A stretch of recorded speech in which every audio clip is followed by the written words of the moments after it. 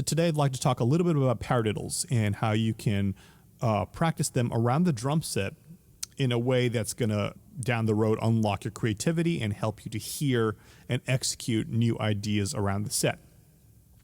And this can be used in fills, this can be used in solos. You know, once you get used to it, you can even use it in beats. And yeah, it'll also allow you to hear some, new rhythms and cool ideas. So I think it'll be very helpful and very fun. So let's jump into it. So the main idea here is that we're going to be exploring just different accent combinations within the paradiddle sticking. If you have right, left, right, right, just the first half, like the right side of the paradiddle, if we just kind of make a rule for ourselves that we can accent either of the single strokes and not the double strokes, we're just going to focus on the single strokes for now. I can accent the first right, right, left, right, right. Or I can accent the second note, which is on the left, right, left, right, right. Or I can accent both, right, left, right, right. So I kind of have like three options, or I guess I can accent none of the notes, but so for accents we have three options of what you could do if the paradiddle's sticking. And same on the left side, right? So if I'm starting with my left, left, right, left, left, I can accent the first note, left, right, left, left. I can accent the second note, left, right, left, left. Or I can accent both notes, left, right, left, left. I have a fair amount of combinations just between those three ideas on the right, three ideas on the left. And what we're going to do here is we're going to practice that on the snare first so you can get used to executing the accents and also hearing the different parts of the beat and being able to kind of hear the melody that the paradiddle will create for you. So in a way, it's kind of like an ear training thing as well. You're getting used to hearing the melody. You're getting used to the rhythmic outline that the paradiddle sticking can offer. So first up, we have all the accent variations on the snare. So here we have just the first note of each half, so just the downbeats, right? If I'm counting like 1, 2, 3, 4, 1 E Anna, 2 E Anna, 3 E Anna, 4 E Anna. I'm just accenting the numbers. All right, so next up I have all the second note on both sides. So that will end up being the E's. 1 E Anna, 2 E Anna, 3 E Anna, 4 E Anna, 1 E Anna, 2 E Anna, 3 E Anna, 4 E Anna. Okay, so next up I have the first note and the second note.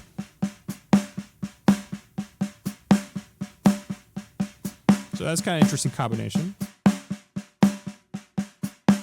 1 E Anna, 3 E Anna, 4 E Anna. Okay, so this is the second note and then going to the first note on the left side. So the accents are both on the left hand. Interesting rhythm. 1 E Anna, 2 E Anna, 3 E, 4 E.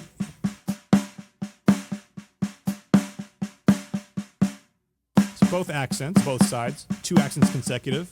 The accents go right, left, then left, right, left, then left, right.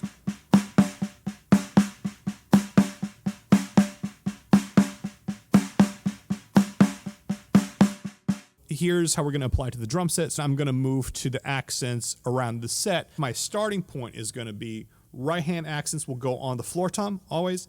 Left hand accents will go on the high tom, always. And all the non-accented notes, all the low notes will be on the snare. Again, right hand accents on the floor tom, left hand accents on the high tom. Everything else is just going to be on the snare. The other way that I like to practice it is, again, cymbal plus kick. I'm not going to play it as a full-on crash sound, but I'm just going to hit the cymbal with the kick. So right hand accents will be on the ride cymbal plus kick.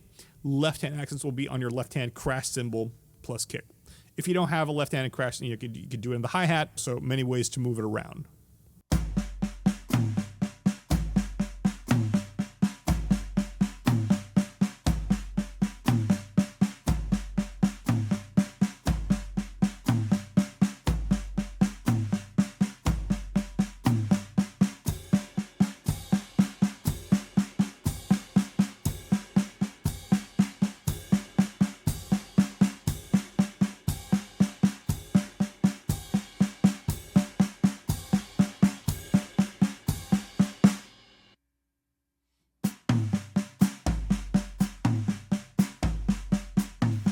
Same thing with the upbeats. all the E's, all the E's.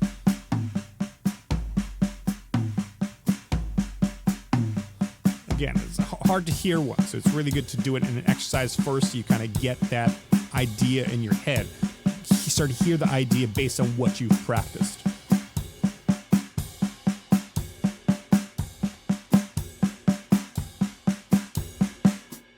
So some of these melodies, like, you know, that you get from these combinations, like, for example, boom, bum, boom, boom, bum, boom, between the toms, that's really hard to play in a single stroke sticking. And so are these accents that you're going to start hearing, like one of the combinations that goes like boom, boom, boom, boom on the floor tom. That's a nightmare to play, you know, if you only know the single stroke sticking. It's way easier to do that with the paradiddle.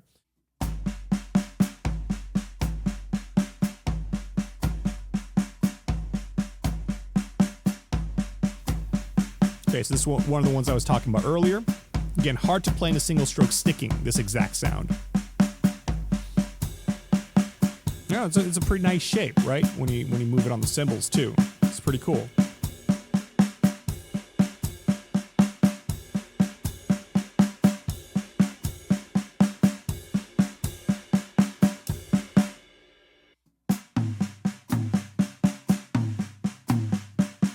Now this is another really cool idea, starting with an offbeat too, so, you know, makes it interesting.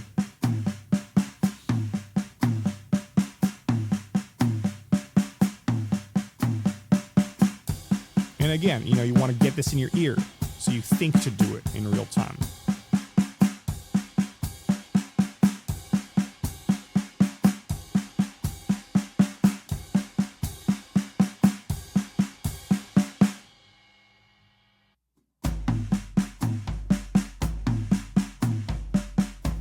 Next up we have both accents. So another one that I mentioned earlier, that melody in particular is extremely tough to play.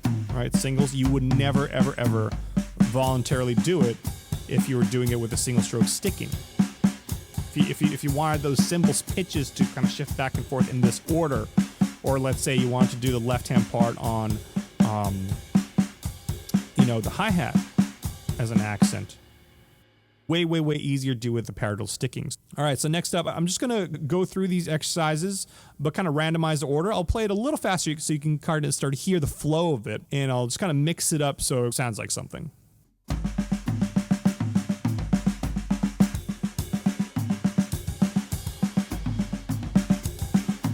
All right, yeah, see, so, you know, just me noodling around for like 10 seconds, it actually starts to sound kind of cool.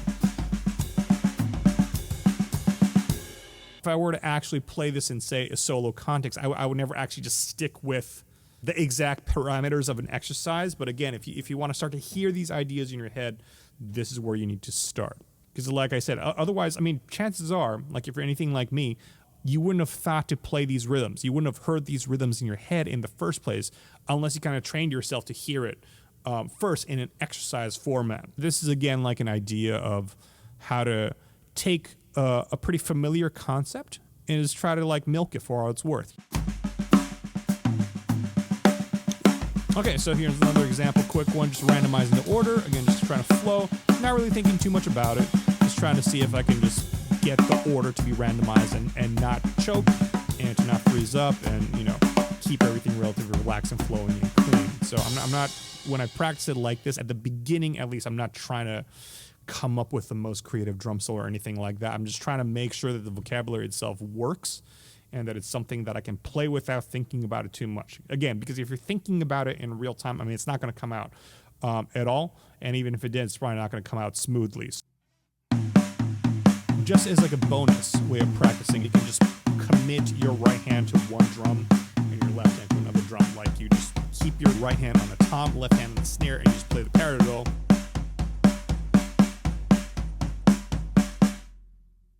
All right, so now I'm going to try to improvise and actually kind of flow with it in a way that's a little closer to how I would actually use this in a musical setting. So this is going to sound more like a drum solo type of context. Just give you some hints on what I'm doing. I'm taking these concepts, so all the variations that we spoke about, the variation that I spoke about where, again, you're splitting your hands between two sounds. Also doing it with other paradiddle variations like double paradiddle, paradiddle diddle, applying it to that, just making some of the stickings, maybe throwing some doubles in, throwing some notes on the foot in, and I might cheat and throw some like stickings that we didn't discuss here as well, but I'll try to stick to everything within the paradiddle family of rudiments. So, oh right, and I'm also doing it in triplets as well as 16th notes.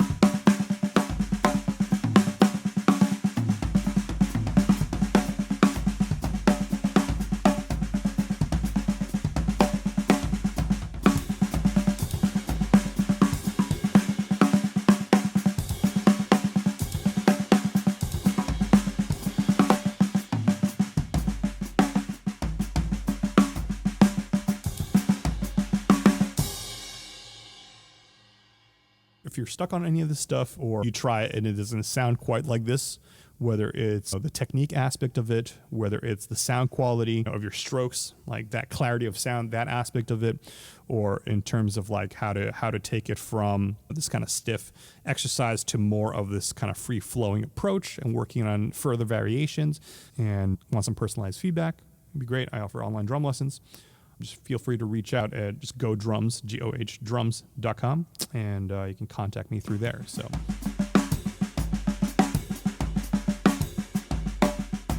I hope this was helpful. Yeah, have fun. Happy practicing. See you in the next one.